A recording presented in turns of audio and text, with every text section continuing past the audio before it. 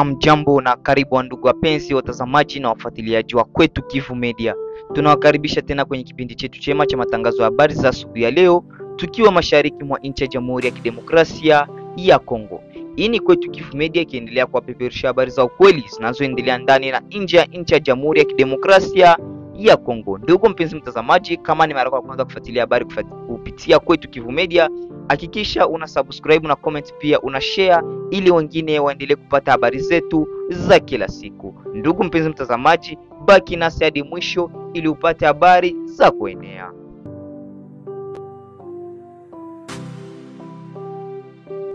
Mapema Jumapili hii Oktoba tarehe 19 mwaka 2025, mapigano yaliripuka ya waasi wa M23 na wanamgambo wa kujitetea Wazalendo katika eneo la Showa lililoko katika eneo la Masisi mkoani Kivu Kaskazini. Mapigano hayo yalianza Jumapili asubuhi na yaliripotiwa kuendelea kwa takriban masaa 4. Kufikia sasa bado haijabainika wazi ni kundi gani limechukua udhibiti wa eneo la Showa baada ya mapigano hayo. Mapigano ya mara kwa mara katika eneo la Masisi yamekuwa yakiendelea kwa miezi kadhaa na yamesababisha athari kubwa kwa raia ikiwemo uhamishwaji wa watu na hofu na usumbufu wa maisha ya kila siku.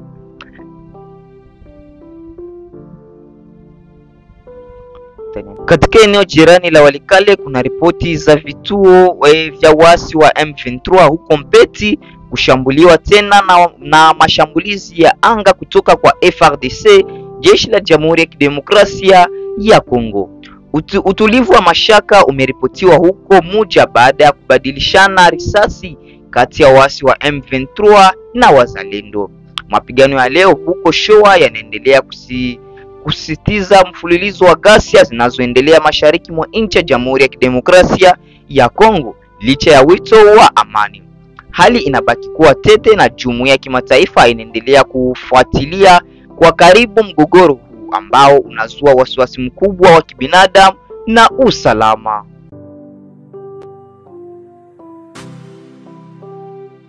Hali ya usalama mashariki mwa nchi ya Jamhuri ya Kidemokrasia ya Kongo inaendelea kuwa tete, hasa katika eneo la Walikale, Kivu Kaskazini. Jeshi ya Jamhuri ya Kidemokrasia ya Kongo inaendelea na kampeni yake ya kijeshi dhidi ya vikosi vya waasi, huku kundi la Alliance Fleuve Congo linaloungwa mkono na waasi wa M23 ikiwa kitovu cha mapigano.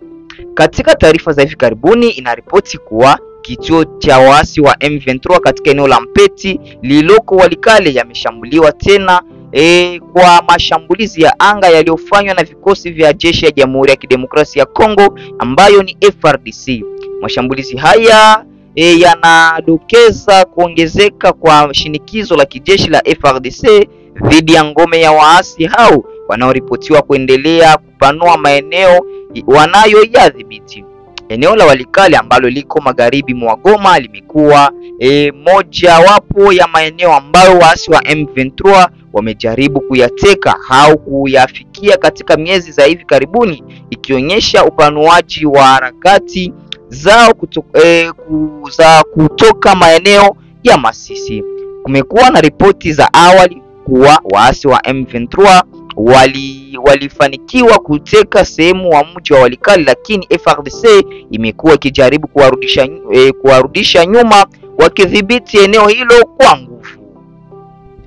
Lengo la mashambulizi ya anga ya FARDC ni kuzoofisha nafasi za kijeshi za M23 na kuzuia upanuaji wa zaidi, kulinda maeneo ya Walikale na vijiji vinavyoizunguka dhidi ya wavamizi kamili.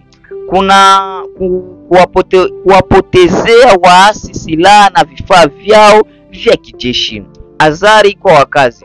Mzozo huu unaendelea kuathiri maisha ya maelfu ya watu wa Walikale na kusababisha watu wengi kuyahama makazi yao kwa hofu ya mapigano na ukatili. Mashirika ya kibinadamu yanaendelea kutoa wito wa amani na kuheshimiwa kwa sheria za kimataifa za kibinadamu. Mashambulizi ya anga ya FARDC huko Mpeti yanaonyesha dhamira ya serikali ya Jamhuri ya Kidemokrasia ya Kongo ya kupambana na waasi wa M23. Hata hivyo, Mapigano yakiendelea, wito wa mazungumzo, amani na suluhu ya kudumu ya kisiasa unaendelea kutolewa ili kumaliza mzozo huu wa muda mrefu.